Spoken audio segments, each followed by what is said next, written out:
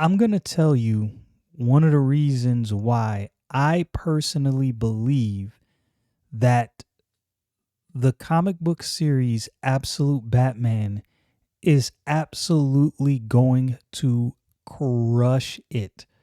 Crush it. Like, I think this thing, I think it's going to blow people's expectations out of the water. And here's one of the reasons I believe that. If you're not familiar with Scott Snyder, you may not be familiar with one of the greatest one of the greatest Batman comic book stories ever told. And that story is the Court of Owls story that he wrote for it was during the New 52 era, which, look, there's a lot of people that don't like the New 52 era. It wasn't perfect. It did not go off without a hitch. It wasn't without flaw, but it was decent. It was decent, and DC could have really taken that somewhere. But these companies, they do constant reboots, and this is probably something they're going to have to address in the coming years, because I don't think you can sustain constantly doing reboots in this way. But you see, this Court of Owls is one of the greatest additions to the Batman lore that has ever come about. It had one of the greatest combinations of artists and writers. You had Greg Capullo, whose art is fantastic, and Scott Snyder, whose story was immaculate. The Court of Owls is an immaculate story.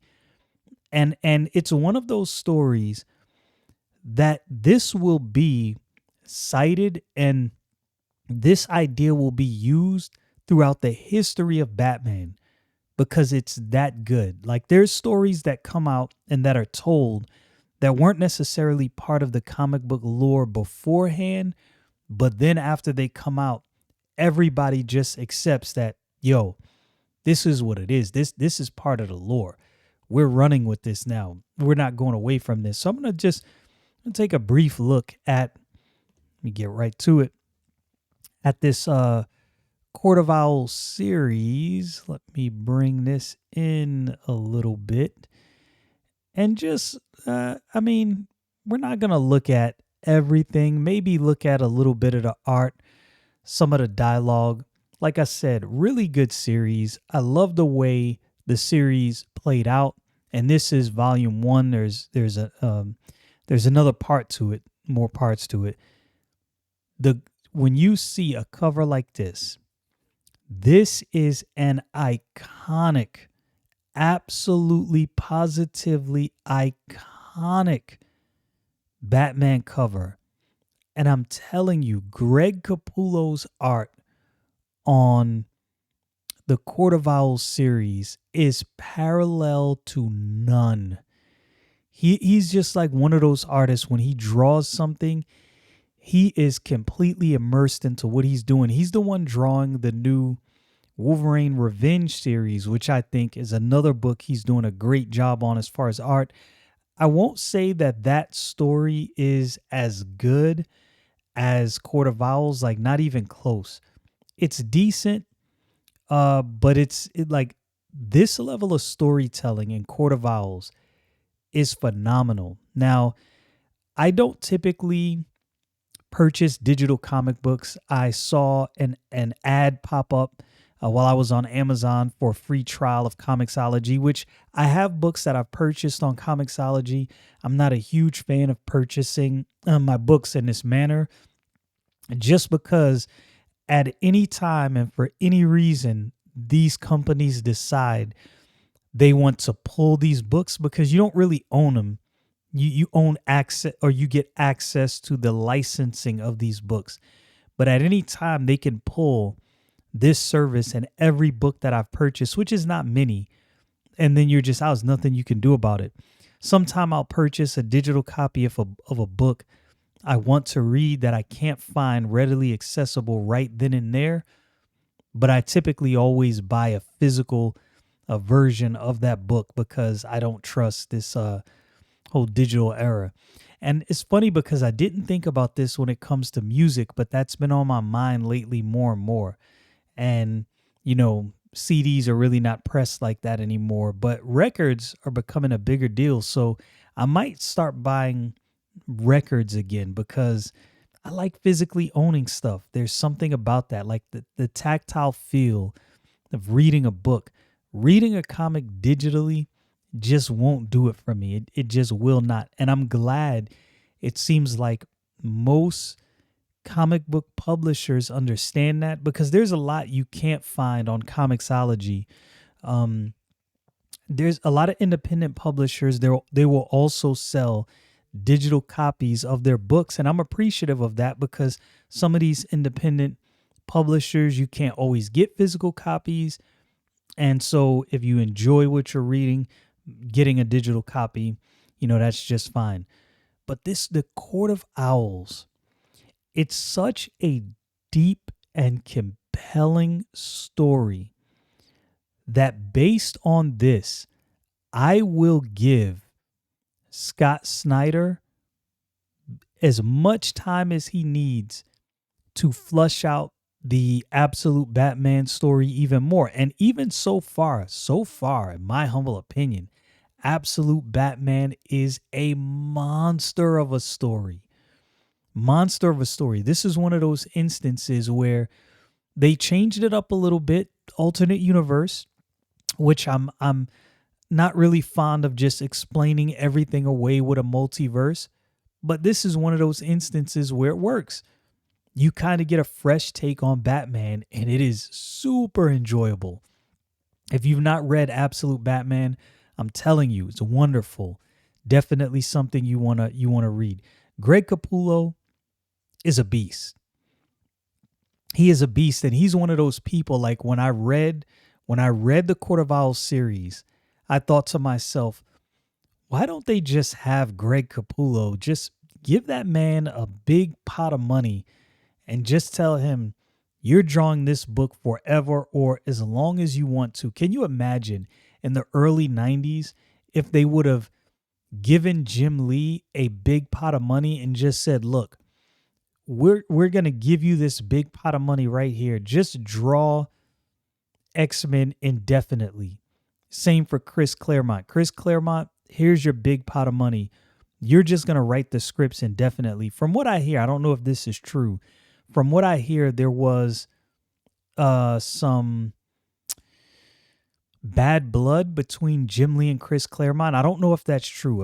Apparently, again, this is just a rumor mill. Jim Lee wanted to write X-Men. He wanted to change up some things Chris Claremont was doing. Chris Claremont didn't like that. And that's what kind of broke up that match right there, which is unfortunate because Claremont's writing and Jim Lee's art, it was phenomenal. Phenomenal. It just worked. So anyway, you see it. I mean, this is, when you see somebody, there's some people who draw Batman. Like, I hate to say this, I don't want to get negative. Absolute Batman issue number 4. I can't remember the gentleman's name who drew that issue, and he may draw other stuff perfectly fine. I haven't really looked into him that deeply. I've looked at some of his other stuff, and it's definitely better, but him on Absolute Batman is just not working. I think his name is like Walter. Not too familiar with him, but on Absolute Batman, yeah, just keep Dragotta. Just keep Snyder and Dragotta. Don't change artists. If Dragotta's schedule is busy and he can't get to a book, I would rather wait an extra week or an extra month for a book drawn by Dragotta versus having someone else fill in, because that Walter Cat just wasn't doing it for me. Anyway, this Court of Owls art, man, oh man. So the book starts out with Batman, Bruce Wayne, going through this monologue about something that was written in the Gazette about what Gotham is. And certain people will write in and they'll say Gotham is cursed. It's this, is that, murderous. Some people input a villain's name. Gotham is Mr. Freeze. And then he goes further into the dialogue explaining that some people have said Gotham is Batman, Gotham is Batman City. And of course, he goes into the fact that he's partial to that. And the opening scene, you see Batman fighting with the Joker of all people by his side. And this is crazy. And even the people at Arkham who've been released, who've been, let out, they're like, yo, Joker, you're a turncoat. Why are you fighting with Batman? Like, what the heck is going on? And if you've never read this, you will be confused. You will be like, Joker and Batman? What the what? And so now you see Gordon meeting with Batman, and they're trying to figure out, like, what's going on? Why were all these people released from Gotham? And, of course, Batman, always perceptive, is explaining this wasn't an accident. Definitely wasn't an accident. This was done on purpose. And he explains to Gordon, who did it is this dude he's been investigating. And Gordon is like, that dude? I thought this dude was on the up and up. And, he's just like, man, everybody in Gotham is on the take. Like, what the heck is going on? So Batman leaves. He's in the Batcave. And look, the magnificence of this art from Greg Capullo, the detail. Some people read through comic books very quickly. I don't. And here's one of the reasons I don't.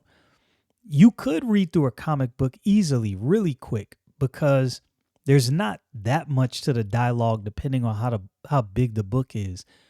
But in my humble opinion, this is my view. If this artist took the time out to draw this, I'm going to take the time out to soak up everything he put into this art. And that's how I read comic books. I will read the dialogue, and then I will go through studying the page. And sometimes you catch stuff you missed by doing that. I love Greg Capullo's line work, because the way he does faces and expressions and his proportions. And I realize that a lot of artists that I don't like, I realize it's because they don't do proportions well.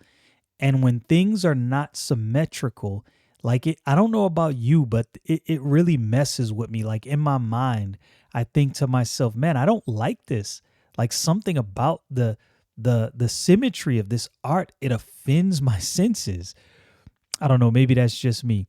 So you find out that this Joker, you see him, first of all, in the Batcave, which is crazy, but you find out that the Joker is really Dick Grayson. So Bruce put Dick Grayson in Arkham investigating this dirty cop who was in there. And Dick Grayson had this mask that he called it a EMP mask. And of course, everybody thought he was Joker. You find out that Bruce kind of put him through some course so that he could really play the Joker well. And Dick is like, hey, did I do a good job playing a Joker? And Bruce is like, yeah, as a matter of fact, you did a very good job playing that psychopath. So Bruce is also testing out this new technology he has. They're getting ready to go to this event that Bruce is hosting, and he's going to test this new technology he has with a contact lens that pretty much links to the computer in the Batcave. So no matter where he's at, he can bring the Batcave and all that processing power and that investigative resource with him, which is crazy. So you see the different young men that he's had. You see Dick Grayson, Tim Drake, and Damian Wayne, and his facial recognition is going through, recognizing all of them and what accesses they have. Pretty cool. Bruce gives this speech about Gotham City, what he wants to do with Gotham City. A very what's the word I'm looking for? Very inspiring speech. Very inspiring. Like, if you have not read this book, I'm telling you, this is one you want to read. And he unveils what he's going to do for the city, building the city up. Everyone gasped. He's looking for investors. But you also find out him talking to Alfred that he's going to build a whole bunch of bat bunkers around the city. Always an ulterior motive when you see Bruce doing something. He meets with Lincoln March, who's running for mayor. They share some pleasantries. Bruce sees Jim Gordon talking in the distance, gives a little cough, which activates this lip reading portion of this lens that he now has on, this contact lens. So he's hearing, Commissioner Gordon, not even listening to anything Lincoln was saying to him. They're supposed to be setting up this meeting. So Bruce leaves, of course, because he's Batman. He's going to see what's up. This man is killed. Bruce Wayne, being perceptive, is noticing things in the background.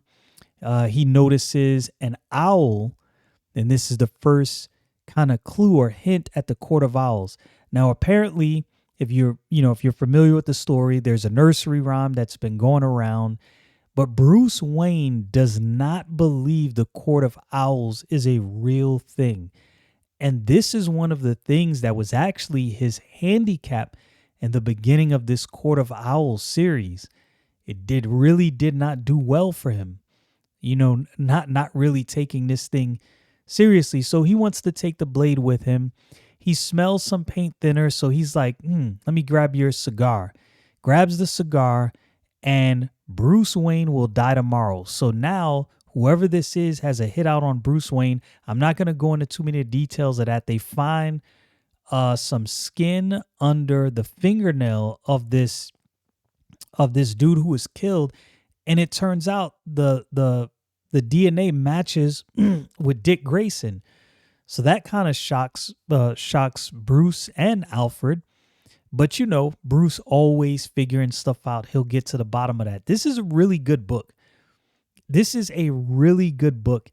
And it shows the writing prowess of Scott Snyder. And this is why I think Absolute Batman is in absolutely good hands.